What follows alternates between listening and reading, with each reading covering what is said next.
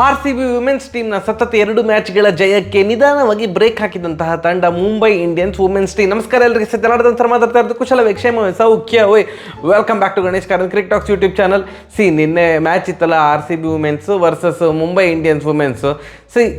R C B ವನಿತೆಯರು ಸೋತಿದ್ದಾರೆ, ಅದು ನಿಮ್ಗೆಲ್ಲರಿಗೆ ಸಹ ಗೊತ್ತುಂಟು. ಹೈಲೈಟ್ಸ್ ನೋಡಿರ್ತೀರಿ, ಎಲ್ಲ ಸಹ ಯಾರ್ಯಾರು ಎಷ್ಟರ ನೋಡಿದ್ದಾರೆ ಎಲ್ಲ ಸಹ ಗೊತ್ತು.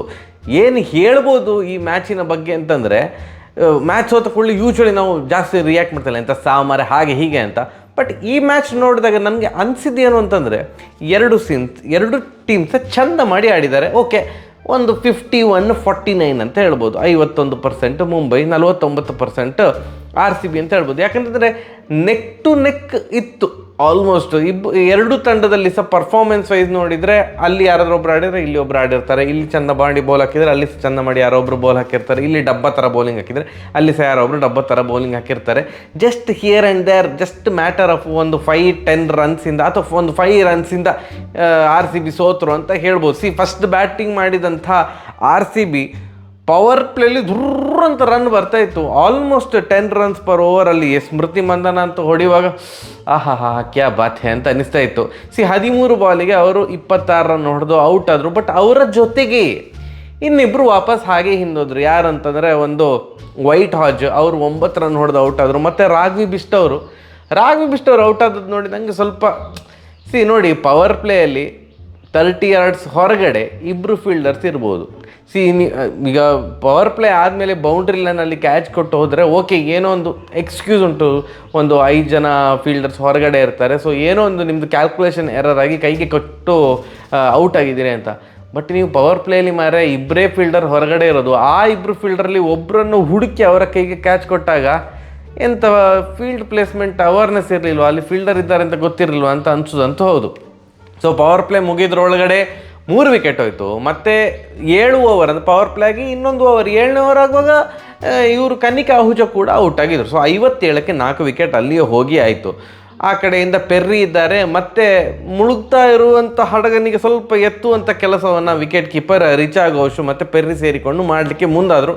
ಅವ್ರದ್ದೊಂದು 50 ರನ್ ಪಾರ್ಟ್ನರ್ಶಿಪ್ ಬಂತು. ಪೆರ್ರಿ ಭಾರಿ ಚೆಂದ ಮಾಡಿ ಆಡ್ತಾಯಿದ್ರು. ಅವರು ಏನು ಲಾಸ್ಟಿಗೆ ಲಾಸ್ಟ್ ಓವರಲ್ಲಿ ಔಟ್ ಆಗುವಾಗ 200 ನಿಯರ್ಲಿ 200 ಸ್ಟ್ರೈಕ್ ರೇಟಲ್ಲಿ ಒಂದು 82 ರನ್ ಹೊಡೆದು ಔಟ್ ಆದರು.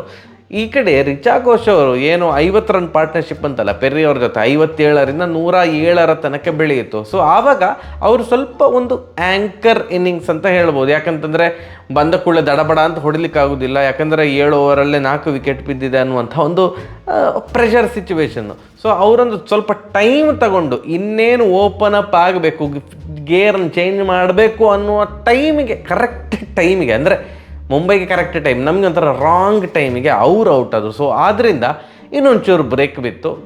ಅವರಿಬ್ಬರನ್ನು ಬಿಟ್ಟರೆ ಅಂತ ಹೇಳಿಕೊಳ್ಳುವಂಥ ಬ್ಯಾಟಿಂಗ್ ಪ್ರದರ್ಶನ ಬೇರೆ ಯಾರಿಂದ ಬರಲ್ಲ. ಓಕೆ, ಸ್ಮೃತಿ ಮಂದನ 13 ಬಾಲಿಗೆ 26 ರನ್ ಹೊಡೆದು ಟಾಪ್ ಆರ್ಡ್ರಲ್ಲಿ.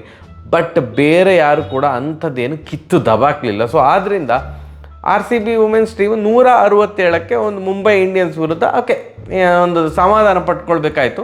ಬಟ್ ಇಟ್ಸ್ ಅ ಪಾರ್ ಸ್ಕೋರ್, ಅಂದರೆ ಡಿಫೆಂಡ್ ಮಾಡ್ಬೋದು.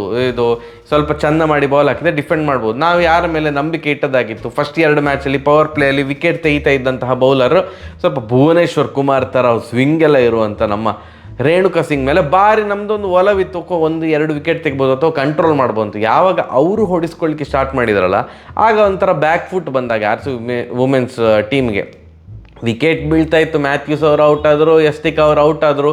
ಬಟ್ ಅಲ್ಲಿ ಎಂಥ ಸಿವರ್ ಬ್ರಂಟು, ಆ ಯಮ್ಮ ಮಾರ್ರೆ 21 ಬಾಲಿಗೆ 42 ರನ್ ಹೊಡೆದದು. ಆ 42 ರನ್ನಲ್ಲಿ 9 4 ಅಂದರೆ 9-4 36 ರನ್ 4ಅಲ್ಲೇ ಬಂದಿದೆ. 42 ರನ್ನಲ್ಲಿ 36 ರನ್ನು ಏನು ಫ್ಲೂಯೆಂಟಾಗಿ ದಡ ಅಂತ ಬಡಿತಾನೇ ಇದ್ದಾರೆ. ನನಗೆ ಒಂದು ಎಕ್ಸ್ಪೀರಿಯನ್ಸ್ಡ್ ಸ್ಪಿನ್ನರ್ ಆಗಿ ಏಕ್ತಾ ಬಿಸ್ಟಿಂದ ಭಾರಿ ಎಕ್ಸ್ಪೆಕ್ಟೇಷನ್ ಇತ್ತು. 38 ವರ್ಷ, ಅವ್ರು ಭಯಂಕರ ಎಕ್ಸ್ಪೀರಿಯನ್ಸ್ ಪ್ಲೇಯರ್, ಇಂಡಿಯಾಗೆ ಸುಮಾರು ವರ್ಷ ಆಡಿದ್ದಾರೆ. ಸೊ ಅವರು ಒಂದೇ ಓವರಲ್ಲಿ 4-5 4 ಹೊಡಿಸ್ಕೊಳ್ತಾ ಇದ್ದಾರೆ. ಆವಾಗ ಅನ್ನಿಸ್ತಾ ಇತ್ತು ಅಲ್ಲಿ ರೇಣುಕಾ ಸಿಂಗ್ ಸಹ ಎಕ್ಸ್ಪೀರಿಯನ್ಸ್ ಬೌಲರ್, ರೇಣುಕಾ ಸಿಂಗ್ ಸಹ ವಿಕೆಟ್ ತೆಗಿತಿಲ್ಲ, ಈ ಕಡೆ ಇವರು ರನ್ ಲೀಕ್ ಮಾಡ್ತಾ ಇದ್ದಾರೆ, ಅವರು ಸಹ ರನ್ ಲೀಕ್ ಮಾಡ್ತಾ ಇದ್ದಾರೆ. ಸೊ ಆವಾಗ ನಮ್ಗೆ ವೆರಮ್ ಕಡೆಯಿಂದ ವಿಕೆಟ್ ಬಿತ್ತು ಒಂದು 3 wicket, but it was too late ಅಂತ ಅನಿಸಿತು. ಸಿವರ್ ಬ್ರಂಟ್ ಅವರು ಔಟ್ ಆದಮೇಲೆ ಮತ್ತೆ ಹರ್ಮನ್ ಪ್ರೀತ್ ಕೌರ್ ಅವರ ಕ್ಯಾಪ್ಟನ್, ಹರ್ಮನ್ ಪ್ರೀತ್ ಕೌರ್ದು ಅವರು 50 ರನ್ಸಲ್ಲಿ 8 4 ಮತ್ತು 1 6. ಸೊ ಬೇಸಿಕಲಿ 8 4 38 ರನ್ನು ಬೌಂಡ್ರಿ ಮತ್ತು 6ಇಂದವೇ ಬಂದಿದೆ.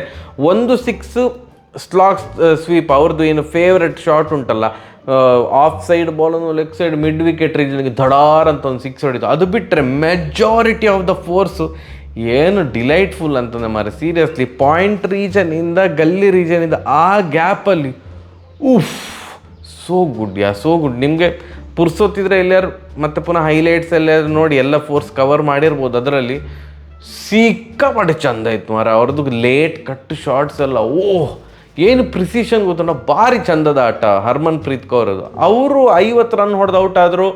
ಬ್ಯಾಕ್ ಟು ಬ್ಯಾಕ್ ವಿಕೆಟ್ ಸಿಕ್ಕಿತ್ತು RCBಗೆ, ಅವ್ರು ಔಟ್ ಆದರು. ಮತ್ತು ಐ ಥಿಂಕ್ ಸಂಜನಾ ಅವರು ಫಸ್ಟ್ ಬಾಲಲ್ಲೇ LBW ಆದರು. ಆವಾಗ ಒಂದು ಕ್ಷಣಕ್ಕೆ ಓಕೆ RCB ವಿನ್ ಆಗ್ಬೋದು, 2 ಓವರ್ಗೆ 24 ರನ್ 2 ಓವರ್ಗೆ 22 ರನ್ ತೆಗಿಬೇಕು ಅಂತ ಇತ್ತು ಮುಂಬೈಗೆ. ಸೊ ಇನ್ನೊಂದು ವಿಕೆಟ್ ಹೋದರೆ RCB ಈಸಿಯಾಗಿ ವಿನ್ ಆಗ್ಬೋದು ಅಂತ ಅನಿಸಿದಂತೂ ಹೌದು. ಬಟ್ ಬೌಲಿಂಗ್ ಹಾಕಲಿಕ್ಕೆ ಬಂದದ್ದು ಕನಿಕಾ ಅಹುಜಾ ಅವರೊಂಥರ ಪಾರ್ಟ್ ಟೈಮ್ ಬೌಲರು. ಬಟ್ ಆ ಓವರಲ್ಲಿಯೇ ಅಮನ್ಜೋತ್ ಅವರು 2 6 ಹೊಡೆದು, ಅವರು ಬೌಲಿಂಗಲ್ಲಿ ಸಹ 3 ವಿಕೆಟ್ ತೆಗೆದಿದ್ರು ಅಮನ್ಜೋತ್ ಅವರು, ಬ್ಯಾಟಿಂಗಲ್ಲಿ ಸಹ ಚೆಂದ ಮಾಡಿ ಆಡಿದರು. ಸೊ ಆ ಓವರಲ್ಲಿ 2 6 ಬಂದಾಗ ಲಾಸ್ಟಿಗೆ ಡಿಫೆಂಡ್ ಮಾಡಲಿಕ್ಕೆ ಲಾಸ್ಟ್ ಓವರಲ್ಲಿ ಸ್ಕೋರ್ ಇರಲಿಲ್ಲ, ತುಂಬ ಚಿಕ್ಕ ಮೊತ್ತವನ್ನು ಡಿಫೆಂಡ್ ಮಾಡಬೇಕಿತ್ತು ಲಾಸ್ಟ್ ಓವರಲ್ಲಿ. ಸೊ ಏನು ಮಾಡಲಿಕ್ಕಾಗಲಿಲ್ಲ. ಇನ್ನೊಂದು ಬಾಲ್ ಇರುವಾಗಲೇ ವಿನ್ನಾಗಿ ಆಯಿತು ಯಾರು ಮುಂಬೈ ಅವರು. RCB ಹತಾಶರಾಗಬೇಕಂತೇನಿಲ್ಲ. ಈಗ ವರ್ಸ್ಟ್ ಪರ್ಫಾರ್ಮೆನ್ಸ್ ಅಂತಿದ್ರೆ ಅದು ಮತ್ತೆ ಪುನಃ ಬ್ಯಾಕ್ ಫುಟ್ ಹಾಗೆ ಹೀಗೆ ಅಂತ. ಹೌದು, ಸೋಲೆ, ಚಂದ ಮಾಡಿ ಸೋತರು ಸೋಲೆ, ವರ್ಸ್ಟಾಗಿ ಸೋತರು ಸೋಲೆ, ಬಟ್ ಸ್ಟಿಲ್ ಚಂದ ಮಾಡಿ ಆಡಿದ್ದಾರೆ. ಆ್ಯಂಡ್ ಮುಂಬೈ ಅವರು ನಮ್ಮಕ್ಕಿಂತ ಸಹ ಚಂದ ಮಾಡಿ ಆಡಿರೋದ್ರಿಂದ, ಆ್ಯಂಡ್ ಆಫ್ಕೋರ್ಸ್ ಮುಂಬೈ ಟೀಮ್ ಭಯಂಕರ ಸ್ಟ್ರಾಂಗ್ ಉಂಟು, ಏನು ಕಾಂಜಿ ಪಿಂಜಿ ಟೀಮ್ ಏನಲ್ಲ. ಸೊ ಹೋಪ್ಫುಲಿ ನಮ್ಮ ಮಿಡ್ಲ್ ಆರ್ಡ್ರಲ್ಲಿ ಎಲಿಸ್ ಪೆರಿ ಅವ್ರನ್ನ ಬಿಟ್ಟು ಬೇರೆಯವರು ಕ್ಲಿಕ್ ಆಗಬೇಕು. ರಿಚಾ ಘೋಷ್ ಅವರು ಚೆಂದ ಮಾಡಿ ಆಡ್ತಿದ್ದಾರೆ, ಇಲ್ಲಂತಲ್ಲ. ಮಿಡ್ಲ್ ಆರ್ಡ್ರಲ್ಲಿ ಬೇರೆಯವ್ರೊಂದು ಸ್ವಲ್ಪ ರೆಸ್ಪಾನ್ಸಿಬಿಲಿಟಿ ತಗೊಳ್ಬೇಕಂತ ಅನ್ನಿಸ್ತಾ ಉಂಟು. ನಿಮ್ಗೆಂತ ಅನ್ನಿಸ್ತಾ ಉಂಟು ಅಂತ ಕಮೆಂಟ್ ಸೆಕ್ಷನ್ ತರಿಸಿ. ಆ್ಯಂಡ್ ಇನ್ನೊಂದು ಹೇಳಬೇಕು, ಫಸ್ಟ್ 2 ಮ್ಯಾಚ್ ವಿನ್ ಆಗಿದೆ ಹೌದು, ಬಟ್ ಸ್ಟಿಲ್ ಆಶಾ ಮತ್ತು ಶ್ರೇಯಾಂಕ ಪಾಟೀಲ್ ಇಲ್ಲದೆ ಒಂಚೂರು ಬೌಲಿಂಗ್ ವೀಕ್ ಅಂತ ನಮಗಂತೂ ಖಂಡಿತ ಅನ್ನಿಸ್ತದೆ. ಆ್ಯಂಡ್ ಶ್ರೇಯಾಂಕ ಪಾಟೀಲ್ ಅವರ ಬದಲಿಗೆ ಈಗ ಸ್ನೇಹಾ ರಾಣಾ ಅವರು ರಿಪ್ಲೇಸ್ಮೆಂಟ್ ಆಗಿ ಸಿಲೆಕ್ಟ್ ಆಗಿದ್ದಾರೆ. ಅವರು ಇಂಡಿಯಾಗೆ ಆಡಿದ್ದಾರೆ, ಅಂದರೆ ಇಂಟರ್ನ್ಯಾಷನಲ್ ಕ್ರಿಕೆಟ್ ಆಡಿರುವಂತಹ ಆಟಗಾರ್ತಿ.